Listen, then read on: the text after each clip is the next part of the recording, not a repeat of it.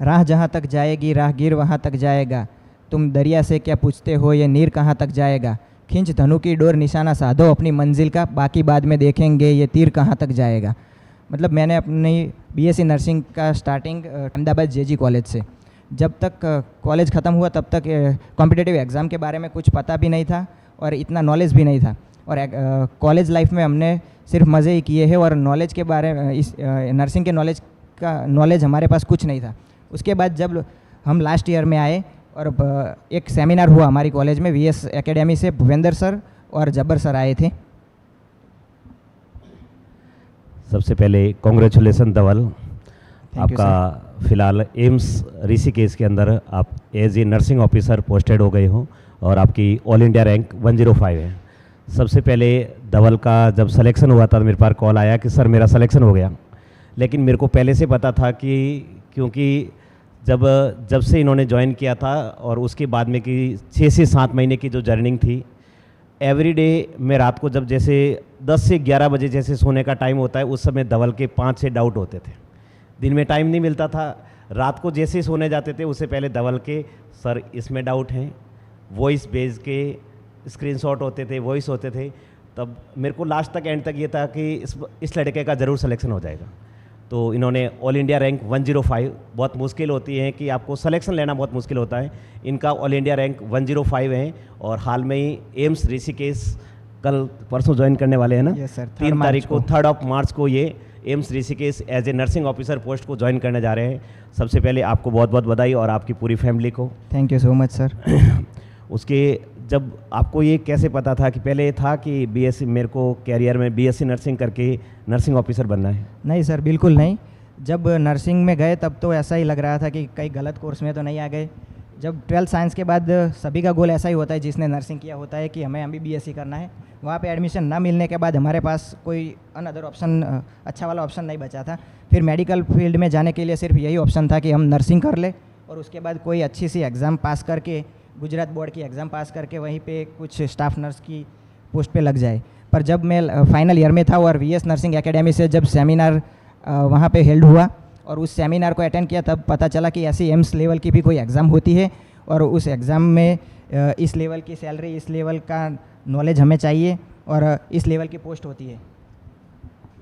देखो, बहुत सारे बच्चे ऐसे बोलते होंगे कि बीएससी नर्सिंग करके ज़िंदगी बर्बाद हो गई, होती भी है ना। इनिशियली थोड़ा लगता है, फर्स्ट ईयर सेकेंड ईयर वाला पोर्शन होता है तो उसके अंदर फर्स्ट ईयर सेकेंड ईयर होता है, तब तक अपन ये चीज़ को एक्सेप्ट नहीं करते। वो डाबड़ा वाली फेज चलती है ना, तो एक्सेप्ट नहीं कर पाते हैं कि हम नर्स हैं। लेकिन थर्ड ईयर फोर्थ ईयर आते हैं, एक्सेप्ट कर लेते हैं और फोर्थ ईयर के बाद में पता चलता है कि अब जाएंगे कहाँ पे। अब फोर्थ ईयर के बाद में किसी को अगर अच्छी गाइडेंस मिल जाती है तो अपन बहुत अच्छी, जैसे एज ए नर्सिंग ऑफिसर बहुत कम लोगों को मिलती है पोस्ट।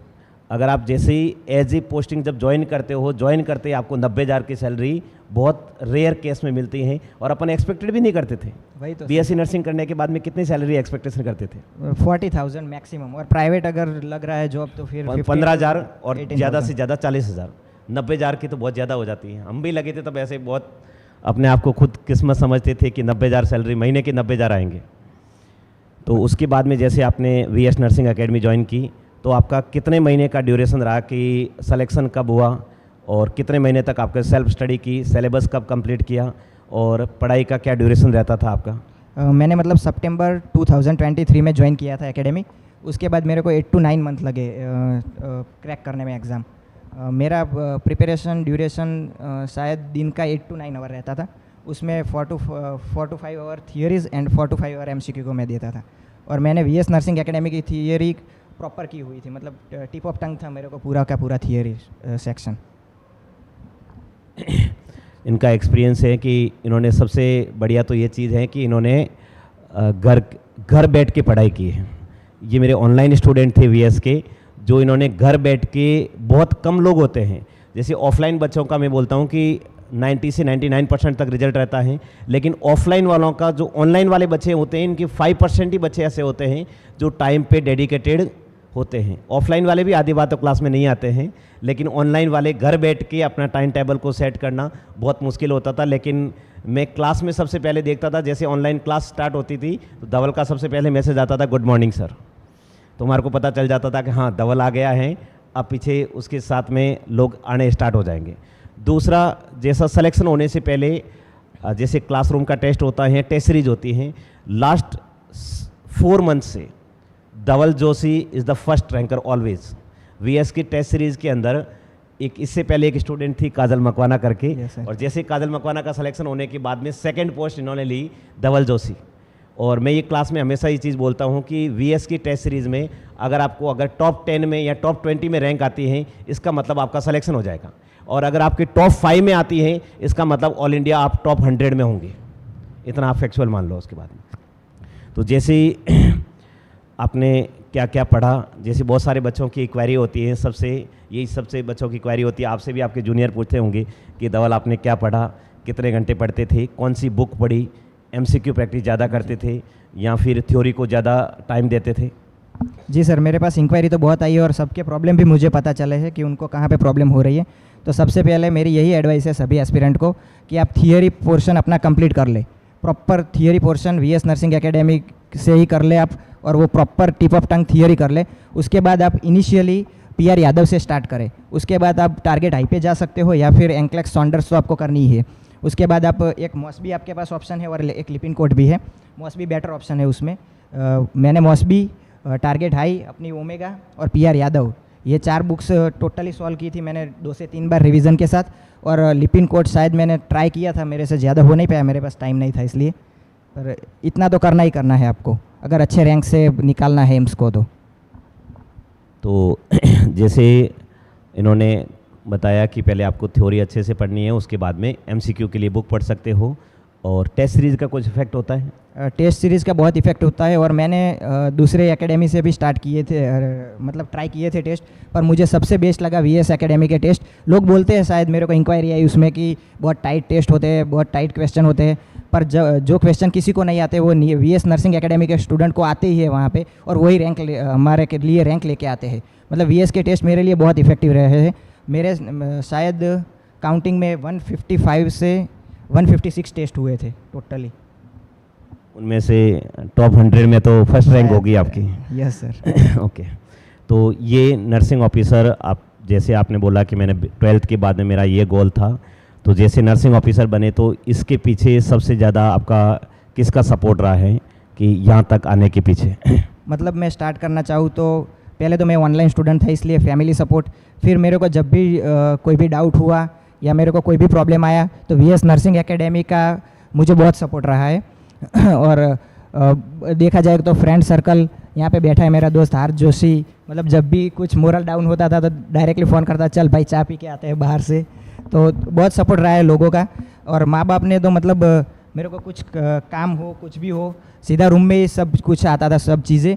तो मेरा ओवरऑल फैमिली सपोर्ट, दोस्तों का सपोर्ट, फिर यहाँ वीएस एकेडमी का सपोर्ट बहुत ही रहा है मेरे इस जर्नी में।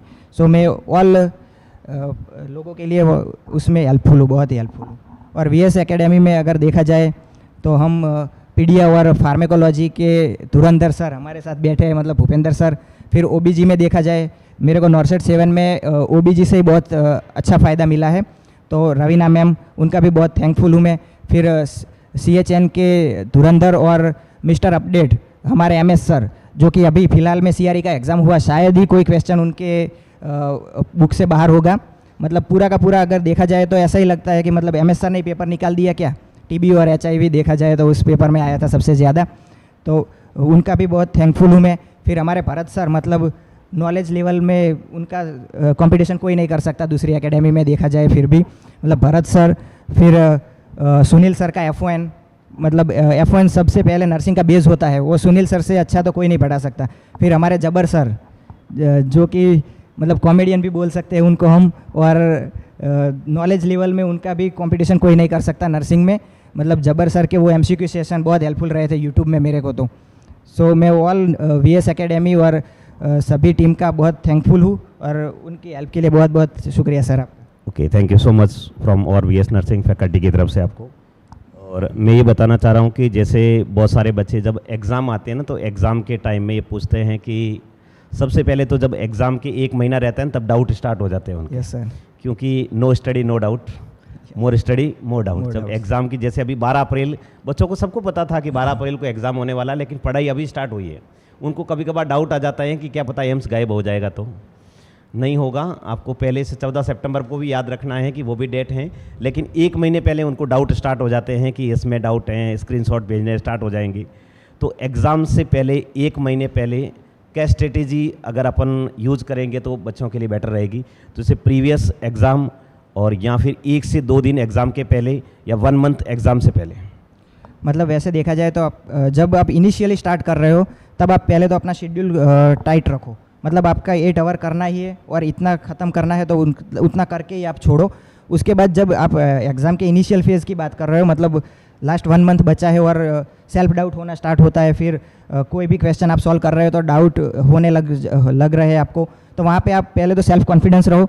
फिर वीएस नर्सिंग एकेडमी की टीम तो आपके साथ है ही, और डाउट में क्या डाउट आ रहा है, कौन से टॉपिक से डाउट आ रहा है, आप टेस्ट सीरीज़ दे रहे हो, वहाँ पे कौन से क्वेश्चन आपके गलत हो रहे हैं, तो आप उसको एनालिसिस करो, एक अलग बुक में उसको नोट करो और उसका उस टॉपिक को फिर से रिवाइज करो और फिर से उसको सॉल्व करने का ट्राई करो। खुद से सॉल्व करोगे तो आपके लिए ज़्यादा बेनिफिशियल रहेगा। उसके बाद आप सर से अप्रोच करो कि सर मेरे को यहाँ पे डाउट आ रहा है, मेरे को यहाँ पे आपकी हेल्प चाहिए। एग्ज़ाम का डर लगता था आपको एग्ज़ाम लगने से पहले? मतलब सर इससे पहले कोई और नॉर्सेट दिया था कि नॉर्सेट ये 7 वाला ही दिया था? नहीं, नॉर्सेट 6, ESIC और नॉर्सेट 7 तीन एग्जाम अपीयर हो। तो ये वाला जब आपको लग रहा होगा कि डर हमेशा तभी लगता है, पता सिलेक्शन होने वाला होता था। हाँ सर, मतलब जब रिजल्ट कुछ नहीं आता था, कुछ नहीं आता था कोई डर नहीं लगता है। जब एग्ज़ाम देने गए थे या रिजल्ट आने वाला था तब डर लगता था? मतलब एग्ज़ाम में तो मेरे को बिल्कुल डर नहीं लगा। 4 अक्टूबर को हमारा नॉर्सेट का मेंस था, उससे पहले मैं गरबा खेल के एग्ज़ाम देने गया था दूसरे दिन। पर रिज़ल्ट से पहले ज़रूर लगा था मेरे को डर। जब PDF आई तब एक ही दिमाग में सवाल चल रहा था कि शायद नाम हो ना हो, अगर हुआ तो ठीक है, नहीं हुआ तो क्या करेंगे। सामने पापा बैठे थे, अब उनको क्या जवाब दूंगा मैं। नहीं हुआ तो वापस से डर लगता है कि वापस से स्टार्ट करना, और अपन फैमिली सपोर्ट करेगी नहीं करेगी ये भी चीज़ अलग बात है। इन्होंने क्या बोला कि जब 4 अक्टूबर को एग्ज़ाम था ना, उससे पहले मैं गरबा खेलने गया था। बहुत अच्छी बात है।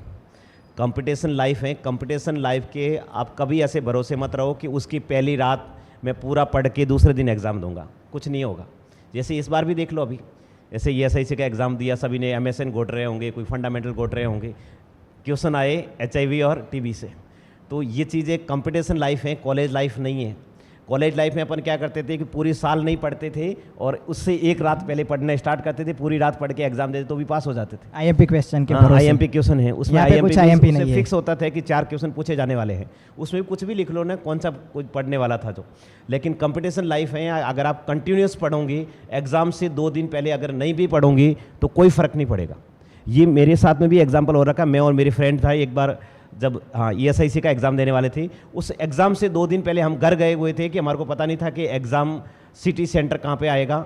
जैसे 4 या 5 दिन पहले उसकी एग्ज़ाम डेट डिक्लेयर हुई और हम घर पे ही थे, तो हमने बोला कि कोई बात नहीं, अभी देख लेंगे, एग्ज़ाम जाके ही देंगे। और जाके एग्ज़ाम दिया तो भी टॉप 100 में आए। तो आपको एग्ज़ाम से 2-3 दिन पहले आपको इतना कोई स्ट्रेस लेने की ज़रूरत नहीं है। उस समय हमेशा और ज़्यादा अपनी सोशल एक्टिविटी में या फिर थोड़ा आराम कर लो। 1 दिन पहले तो बिल्कुल नहीं पढ़ना है, तो स्ट्रेस लेवल और जितना कम होगा उतना एग्ज़ाम के अंदर आपकी परफॉर्मेंस अच्छी रहेगी। फिर दूसरा रिजल्ट आने के बाद में जैसे ही आपने देखा होगा कि मेरी रैंक ऑल इंडिया 105 है, क्या फील आ रहा था? मतलब पहले तो मैंने देखा जैसे रिजल्ट, मेरे को भरोसा नहीं हुआ कि ये 105 है या 1050 है, दूसरा हो सकता है, 1000 से प्लस तो नहीं है मेरा रैंक। फिर मैंने एक दोस्त को कॉल किया, मेरे मतलब इसी को किया था, हार्द को ही, कि भाई तू देख अब रिज़ल्ट क्या है इसमें। फिर मैंने पापा को शांति से बताया कि मेरा नॉर्सेट क्लियर हो गया है और मेरा 105 रैंक है। मतलब उनका टोटली एक्सप्रेशन ब्लैंक था कि क्या हो गया ये अचानक से। मतलब कोई एक्सपेक्टेशन नहीं थी। मैं पहले 3-4 दिन से ये देख रहा था रोज़ कि कब रिज़ल्ट आएगा, कब रिज़ल्ट आएगा। उस दिन ऐसे ही मैं चिल मोड में बैठा था और अचानक रिज़ल्ट आ गया। फिर थोड़ा तो अंदर से फियर हुआ कि शायद ना भी हो, लेकिन जब हुआ तब मतलब अलग ही लेवल का वो खुशी थी उस दिन। तो फियर इसलिए हो रहा है क्योंकि आखिर हम लड़के हैं ना, 80-20 में आते हैं, वही तो। 105 आने के बाद में भी देखो डर लग रहा है। तो रैंक जिसकी 105 आई थी, इन्होंने बताया था मेरे को कि सर मेरा रिजल्ट आ गया है, 105 है। तो मैंने बोला था कि आपका ड्रीम एम्स मिल जाएगा। इनका एक अलग ही ड्रीम था कि मैंने बोला था सबको कि मैं हमेशा नियर बाय सजेस्ट करता हूँ, लेकिन इन्होंने बोला कि मेरे को एम्स ऋषिकेश चाहिए। मैंने कहा ऋषिकेश क्यों चाहिए? क्योंकि वादियों में घूमना है इनको। तो मैंने कहा कोई बात नहीं, घूमना चाहिए। ज़िंदगी के 4-5 साल होते हैं ना, ये एंजॉय करने लायक होते हैं। शादी होने के बाद कुछ नहीं होने वाला है। इससे पहले वाली ज़िंदगी है जो आप 4-5 साल की ज़िंदगी जितनी मौज कर सकते हैं, केदारकंठा, केदारनाथ, बद्रीनाथ घूमना, उधर ऋषिकेश पूरा घूमना है, आराम से घूम सकते हो। इन्होंने ड्रीम एम्स ले लिया, इनको पहले से मन था। मेरे को किसी ने और ने बताया था, आपके दोस्त पहले कौन सेलेक्टेड है? मेरा कुलदीप और विश्वा। हाँ, कुलदीप, विश्वा और अरियंत ने बताया था कि धवल को ऋषिकेश एम्स जाना है और कहीं नहीं जाना उनको, ठीक है। तो जैसे आपका एग्ज़ाम में बहुत सारे बच्चे पूछते हैं कि क्वेश्चन अटेम्प्ट कितने करने हैं, प्री का क्या लेवल रहेगा, मेंस का क्या लेवल रहता है, प्री और मेंस के बीच में अगर प्री में सेलेक्ट हो जाते हैं तो मेंस में क्या क्या पढ़ते हैं? मतलब पहले तो देखा जाए तो प्री का लेवल थोड़ा मेंस से टाइट ही आता है, और देखा जाए तो प्री के 80 क्वेश्चन नर्सिंग के हैं, उसमें ज़्यादा से ज़्यादा आप जितना परफॉर्म कर सकते हो कर लो, क्योंकि जो और 20 क्वेश्चन है लास्ट सेक्शन में, उसमें आप लिख के ले लो कि आपसे 3 से 4 क्वेश्चन से ज़्यादा शायद ही सॉल्व होंगे। जो वेल प्रिपेयर्ड होगा उससे ही होंगे, क्योंकि मैथ्स के क्वेश्चन है, रीजनिंग के क्वेश्चन है, फिर जनरल नॉलेज के क्वेश्चन है, तो वो उस तरीके से आप कर लो। फिर देखा जाए तो मैंने शायद 91 क्वेश्चन अटैम्प्ट किए थे नॉर्सेट 7 के प्रीलिम्स में, और मेंस में मैंने 145 अराउंड क्वेश्चन अटैम्प्ट किए थे।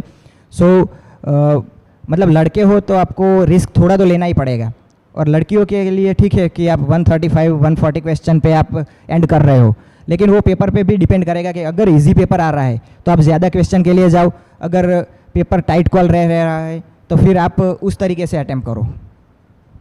Okay, thank you.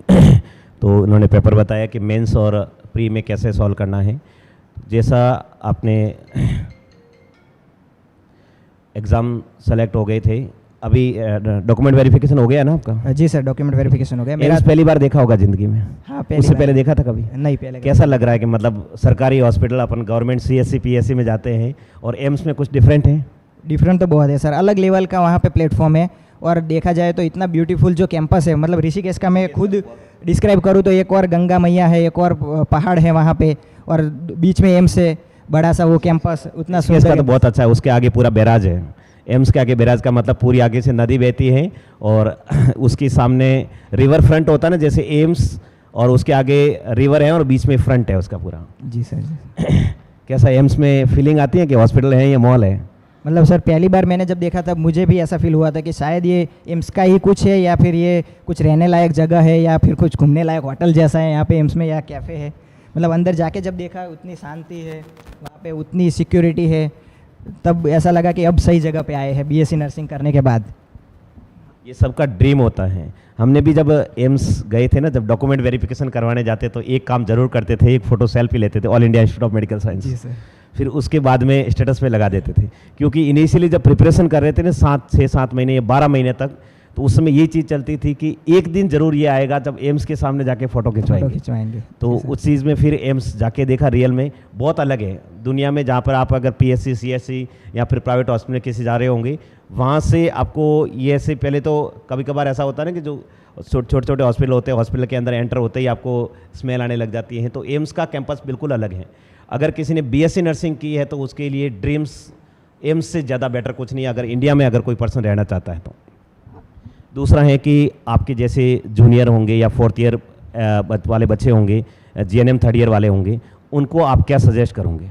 उनको मैं यही सजेस्ट करना चाहूँगा कि अगर आप फाइनल ईयर में हो तो फिर आप प्रिपरेशन स्टार्ट कर दो, क्योंकि फाइनल ईयर के आपके 2 इंपॉर्टेंट सब्जेक्ट हम ले सकते हैं कि कम्युनिटी और OBG, वहाँ से आप स्टार्ट कर दो, और वो सब्जेक्ट आप अपने फाइनल ईयर में ही कवर कर लो, क्योंकि वो दोनों बहुत इंपॉर्टेंट सब्जेक्ट है। अगर आप वो वहाँ से क्लियर करके आओगे तो आपके लिए वो बाकी के 6 मंथ में बाकी के सब्जेक्ट क्लियर करना बहुत ईजी रहेगा। तो आप फाइनल ईयर में अगर हो और आप प्रिपरेशन करना चाहते हो दिल से एम्स का, तो आप अभी से प्रिपरेशन स्टार्ट कर दो। देखो इन्होंने क्या बोला है कि अगर जो GNM 3rd ईयर या 4th ईयर BSc एस्पिरेंट है, देखो ये फिक्स है कि तैयारी करनी है, क्योंकि अपने पास में कोई दूसरा ऑप्शन नहीं है। अगर जो प्रिपरेशन करनी है तो अगर टाइम पे अगर स्टार्ट कर दे, बाद में ही फील होता है, सब लोगों को होगा, एक टाइम ऐसा आएगा कि काश मैंने अगर 4th ईयर में प्रिपरेशन स्टार्ट कर दी होती तो मैं बहुत अच्छी जगह पे आज होती, या फिर मेरा डाउट पहले से क्लियर हो सका। क्योंकि 4th ईयर में ही 2-3 ऐसे कॉमन सब्जेक्ट है जो आपको अलग से कुछ पढ़ने की जरूरत नहीं है। अगर OBG और कम्युनिटी और मैनेजमेंट 3 सब्जेक्ट हैं, OBG और कम्युनिटी अगर आप 4th ईयर में कंप्लीट कर लोगे तो आपका आधा सिलेबस उधर से निकल जाएगा, और उसके बाद में साथ में ही जैसे एग्ज़ाम हो गए उसके बाद में कंप्लीट स्टार्ट हो जाओ। तो जैसे ये अप्रैल वाला भी नॉर्सेट आप आराम से एस्पिरेंट एग्जाम दे सकता है। ये क्लियर नहीं होता है तो विद इन 6 मंथ दूसरा एग्जाम क्लियर हो जाएगा, आपको ईयर वेस्ट करने की जरूरत नहीं होगी। मतलब इस तरीके से देखा जाए तो मैंने खुद ने भी रिग्रेट किया था कि मैंने 4 साल ऐसे ही बर्बाद कर दिए, और नॉर्सेट 6 में जब फेल हुआ तब ये रियलाइज़ हुआ कि अगर ये मैंने प्रिपरेशन पहले मुझे सर मिलते और मैंने स्टार्ट कर ली होती तो शायद मैं 6 महीने पहले जॉब कर रहा होता।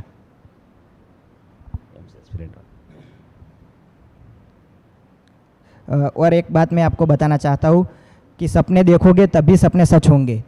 तो अभी से सपने देखो, आप अगर फाइनल ईयर में हो तो सही से अपना गोल चूज़ करो और अपने लिए अच्छे से प्रिपरेशन स्टार्ट करो। Okay, thank you so much Dhawal, Thank you so आपने much, इतना sir. टाइम निकाला, और कल आप ज्वाइन करने जा रहे हो तो उसके लिए ऑल द बेस्ट। अच्छे से थैंक आप you so much sir. As a nursing officer patient की केयर फर्स्ट प्रायोरिटी पे रखना, जी सर, पैसों जी को सर। सेकंड प्रायोरिटी देना। जी सर। पेशेंट केयर इम्पोर्टेंट है, इसलिए क्योंकि पेशेंट केयर की वजह से आप अपन यहाँ पे हैं, इतना आपको अच्छी जगह पहुँचाया है, तो इस नॉलेज को आप यूटिलाइज करना। जी सर, जी sir, thank you so much sir. रख हौसला, वो मंजर भी आएगा, प्यासे के पास चलकर समंदर भी आएगा, थक कर ना बैठे मंजिल के मुसाफिर, मंजिल भी मिलेगी और मिलने का मज़ा भी आएगा।